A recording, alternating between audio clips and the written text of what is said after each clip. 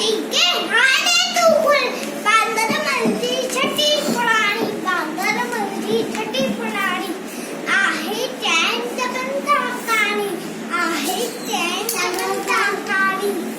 हर मौसम में साथी ऐसी हर मौसम में साथी ऐसी